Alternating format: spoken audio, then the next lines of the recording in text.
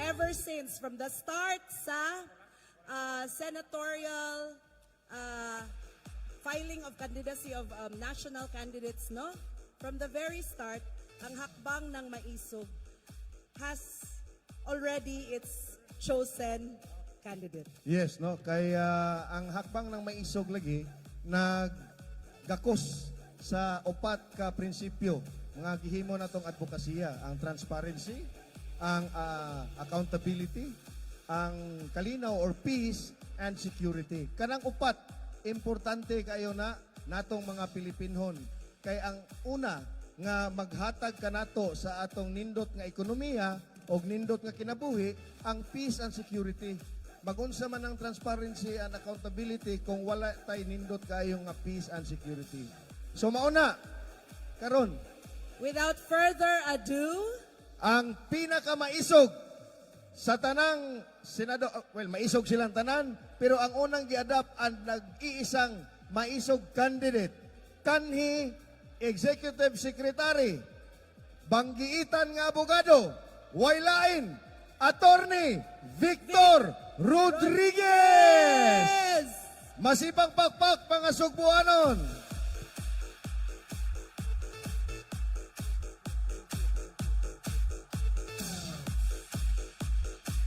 Maayong gabi, Cebu! Maayong gabi kaninyong tanan! Og dagha kaayong salamat sa inyong mainit na pagdawat kanako.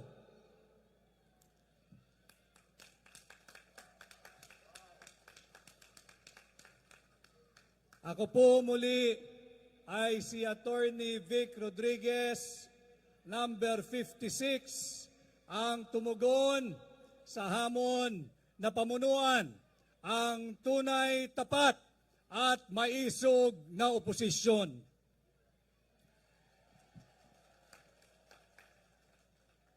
Alam ninyo ang napakaraming problema na kinaharap ng ating bansa. Subalit, pag-usapan natin dalawang bagay. Yung huwad na impeachment laban kay Vice President Inday Sara Duterte. Napakarami binibida nila, napakaraming mangbabatas. Ibinida nila 215 congressmen ang pumirma upang i-impeach si Vice President Inday Sara Duterte.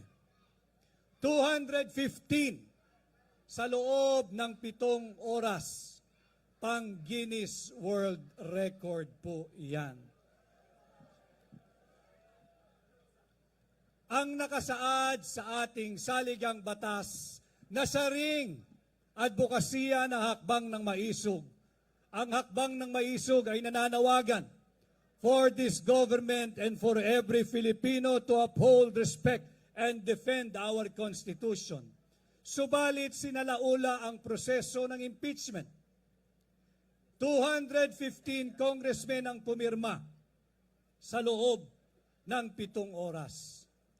Ayon sa ating saligang batas na siyang nakaukit, nakasulat at may garansya sa Article 11, Section 4, kinakailangan verified impeachment complaint. Pag sinabing verified, kinakailangan ito ay base sa kanilang personal knowledge o kaalaman o kaya base sa authentic document. Alam mo ninyo,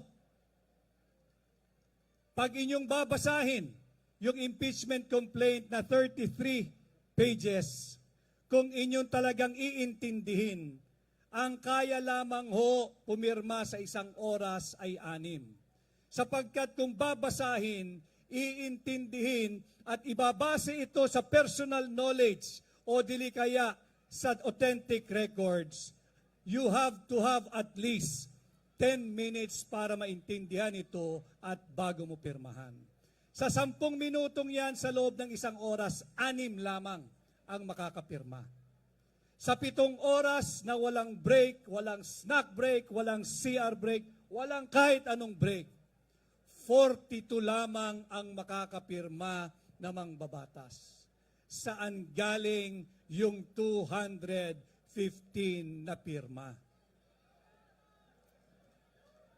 Sa akap, na ang ibig sabihin pala ng akap ay ang kakapal ng aming pitaka. Yan pala ang tingin ng mga tiwaling mangbabatas. Habang kayo'y binibigyan ng 2,000, 3,000, higit marami ang inuuwi nila. Kanya pala ang akap ay ang kakapal ng aming pitaka. Kahit sabihin natin na sila'y sadyang mga henyo, subalit hindi ako naniniwala dahil isa lang ang kilala kong henyo sa Kongreso, yan ay si Senador Dante Marcoleta. Kahit po tigli-5 minuto kada kongresista, sa loob ng 1 oras, 12 lamang ang maaaring pumirma. At sa loob ng 7 oras na walang kahit na anong break, 84 lamang ang maaaring pumirma. Saan galing yung 215 na pirma dyan sa tinatawag nilang verified impeachment complaint? Kitang-kita kung paano sinalaula ang proseso. Laganap ang korupsyon at kasama ko na lumalaban dito ay isang batang-batang abogado, bagong kasal at gagawin ninyong bagong senador, si Senador Attorney Jimmy Bondoc.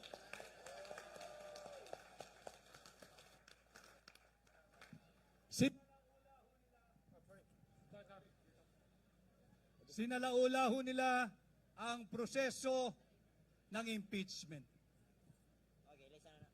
Hindi lamang ho pera nating mga Pilipino ang kanilang ninanakaw.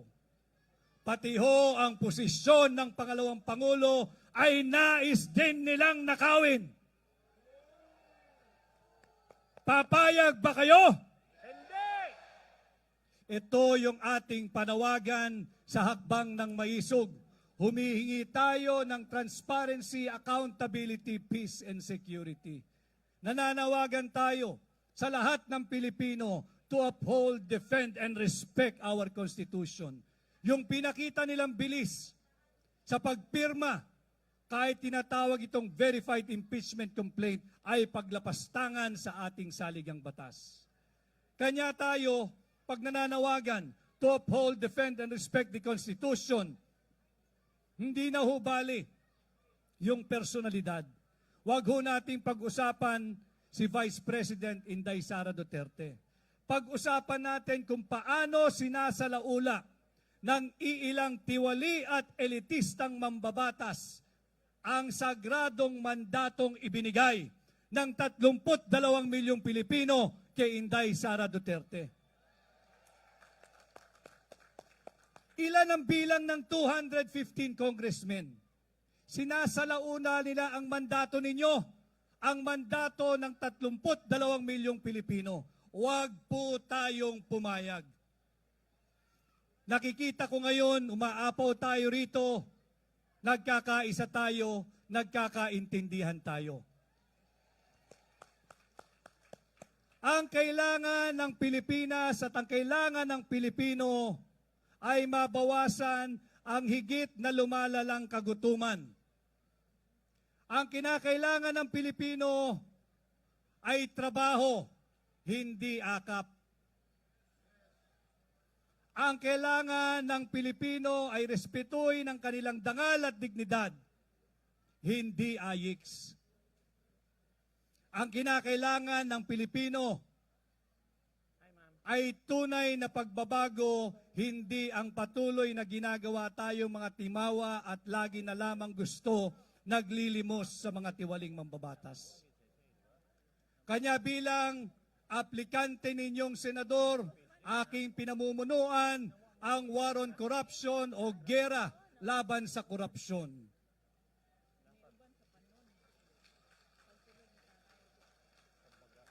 Katulad din ng aking kasama sa tinatawag nilang Team Suka. Ang suka ang kalaban ng mga tanso.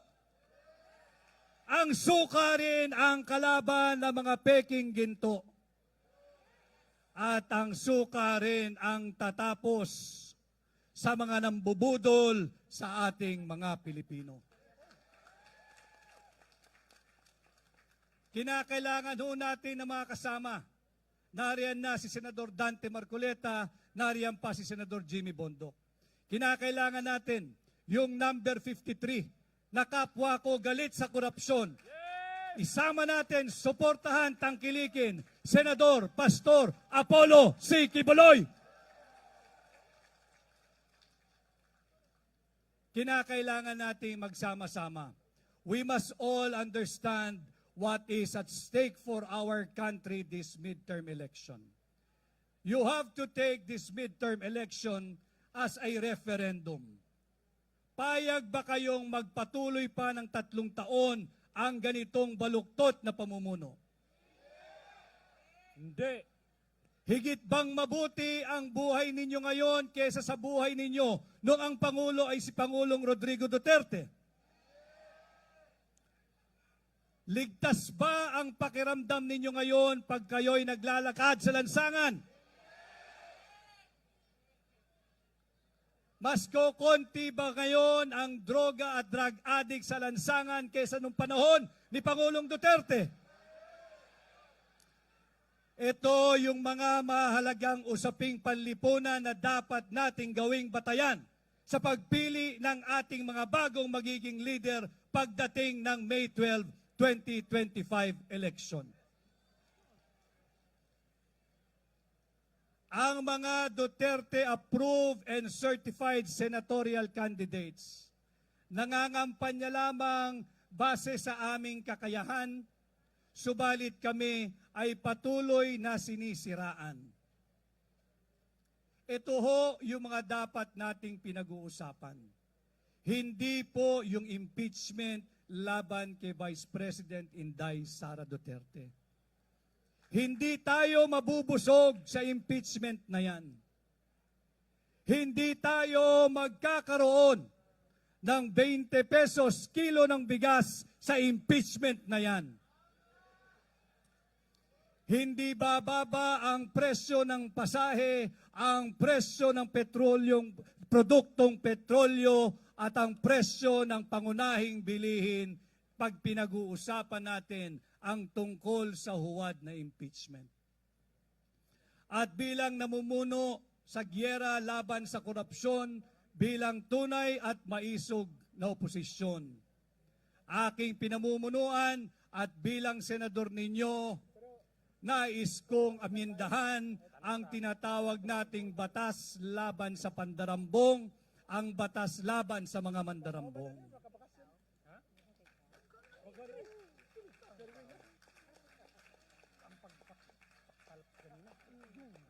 Sa kasalukuyan, bago ka makasuhan ng plunder, kinakailangan ang ninakaw mo na ay hindi bababa sa 50 milyong piso. Isang malaking kalokohan. Kaya bilang senador ninyo, aamyendahan natin yung plunder law, ibababa natin ang threshold mula 50 million to 1 million pesos na lamang. Tuldukan na natin ang naging kultura na ng korupsyon sa pagsisilbi sa bansa.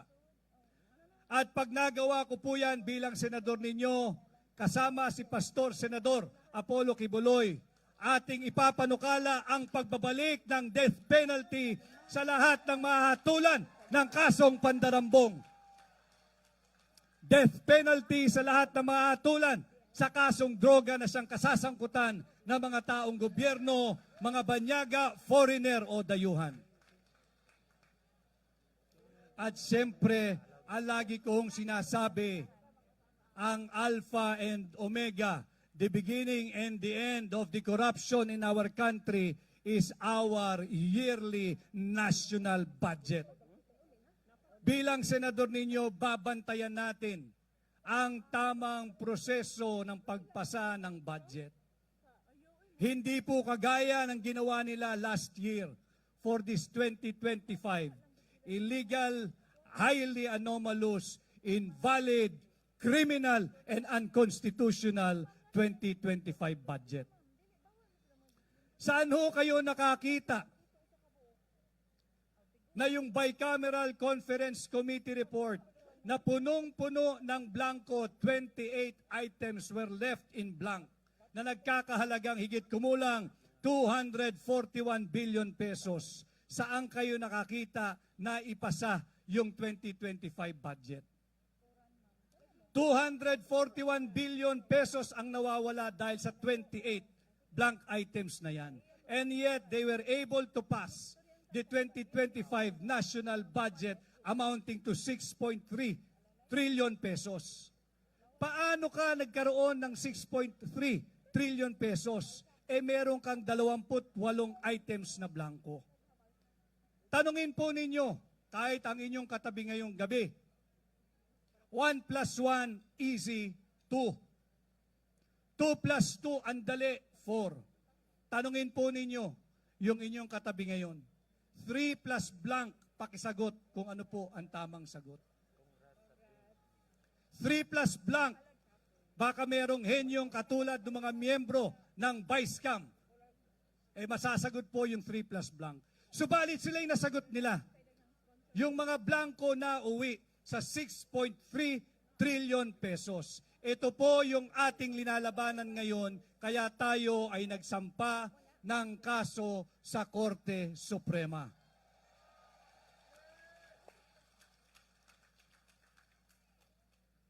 Nalalaman po pa kahit na ng konseho nung tinatawag nating Sangguniang Kabataan. Nalalaman po ng konseho ng barangay, ng municipal council, ng city council, ng provincial council. Nalalaman ninyo kung paano magpasa ng tamang budget. Hindi maaari makapagpasa ang isang konseho ng isang taunang budget pagka merong blanco, kahit isa. Hindi maaari magpasa ang isang konseho ng taunang budget kahit may blanco ang halaga 1 sentimo. Subalit katangi-tangi at natatangi itong 2025 budget. 28 items were left in blank, 200 billion pesos na ipasa nila at naging GAA. Ito po yung aming ipinakita ni Pangulong Duterte kasama si 3rd District Congressman ng Davao na si Congressman Sid Ungab sa inyo. Subalit alam ho ninyo, habang kami lumalaban at nakikipaglaban para sa inyo, uulitin ko, we have all must understand what is at stake for our country this midterm election. Nasa sa inyo. Nasa sa inyong mga kamay. Kung gusto nyo magpatuloy ang baluktot na pamumuno, wala ho kaming magagawa. Para tayo dapat isang pamilya.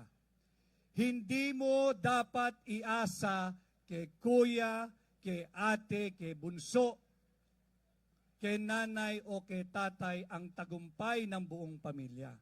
Kinakailangan nagkakaisa tayo, kinakailangan nagtutulungan tayo, kinakailangan ay tulong-tulong tayo.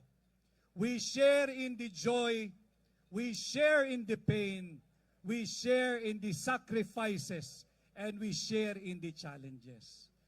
At yung pagsasama nyo sa atin ngayong gabi, kasama ang hakbang ng maisog, kasama si Pangulong Rodrigo Duterte at ang mga Duterte certified and approved senatorial candidates, sa tingin ko, malinaw na ang inyong tugon. Tama na, sobra na.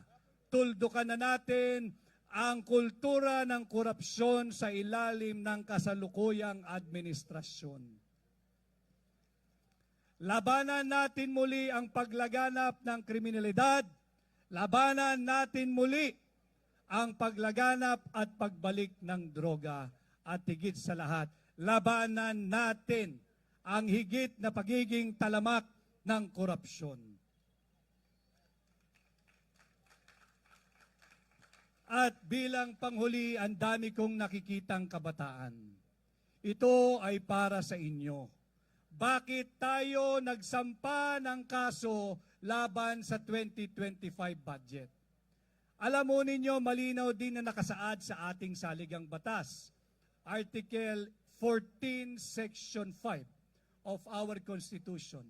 Dapat ang pinakamalaking budget allocation ay napupunta sa education sector. Ito'y dapat ninyong malaman. Itong 2025 budget, binawasan ng 31 billion pesos ng Marcos administration ang education sector budget. Ito ay sa kabila ng EDCOM 2 report o yung tinatawag nating Second Congressional Commission on Education. Ayon sa EDCOM 2 report, 25% ng ating mga kabataan na may edad 3 hanggang 5 taong gulang ay malnourished, ay gutom, ay undernourished. 25% of them, of our young people, age 3 to 5, gutom. Ayon din sa EDCOM 2 report, halos lahat ng mga estudyante sa public school system na nasa grade 4 ay hindi dapat nasa grade 4 sapagkat ang kanilang competence, knowledge, and understanding and comprehension ay pang grade 1 lamang. Ano ang ginawa ng Marcos administration? Binawasan ng 31 billion pesos ang education sector. Ayon din sa EDCOM 2 report, ang shortage ng classroom natin sa public school system ay 165,000 classrooms. 165,000 classrooms. And yet, last year, para ipakita ko sa inyo na hindi nila interes na mabigyan ng mabuting kinabukasan ng ating mga kabataan, sa kabila ng 165,000 classroom shortage, ang naipagawa lamang ng kasalukuyang administrasyon sa buong taon ng 2024 ay 847 classrooms. Nasaan ang pera nating mga Pilipino? Inuna ang AKAP, inuna ang AIX, inuna yung hindi mo makita at maramdaman na flood control programs. Hinuli ang education sector. Ito ho ang estado ng ating education system ngayon. And I am presenting this to all of you so that you will have an enlightened decision pagdating ng May 12, 2025. I am bringing all of this to you so that you will have your own opinion, your own stand on public issues. I am not bringing this to you so that you will side with me. No, it's up to you. Binibigay ko sa inyo itong mga makabuluhang usapang panlipunan. Hindi para kayo ay sumang-ayon sa aking sinasabi. Kinakailangan malaman nyo ito because it is also the duty and part of the advocacy of Hakbang ng Maisog to raise the level of public discourse. Kinakailangan nating iangat ang uri ng usaping panlipunan. Ito ang dapat nating pag-usapan. Hindi yung kung sino ang bagong boyfriend ng ating kapitbahay. Hindi kung sino ang bagong naghiwalay. Hindi yan tutugon sa kagutuman. Hindi yan ang magpapababa sa presyo ng pangunahing bilihin. Hindi yan ang titigil sa paglaganap muli ng droga at hindi yan ang magbibigay ng kapayapaan at seguridad sa ating mga lansangan. Itong mga usaping ito, ang aking ipinapakausap sa inyo, dali ninyo sa inyong mga pamayanan, sa inyong tahanan. Ito ang ating pag-usapan. Huwag nating sayangin itong ginintoang pagkakataon darating, itong midterm election. If we use this opportunity properly, we will be able to effect a regime change without going outside the constitutional loop. We will be able to effect a regime change without bastardizing or disrespecting our Constitution.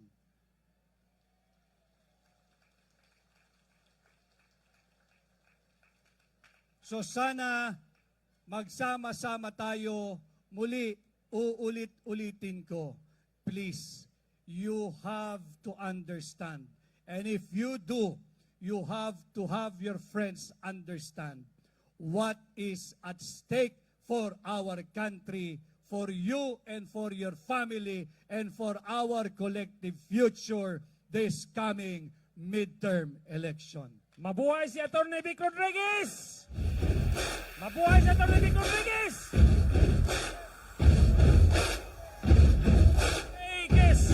Rodriguez! At ako naman ho ay nagpipresenta sa inyo, nagpapasuri, nagpapakilala, nagpapakilatis at nagpapatimbang. Kung sakaling ako po ay pasado sa inyong pagkilatis, pagtimbang, pagsukat, makikiusap po ako sana ay mapahiram ninyo ako ng inyong sagradong mandato ngayong May 12, 2025. Pasado si Atty.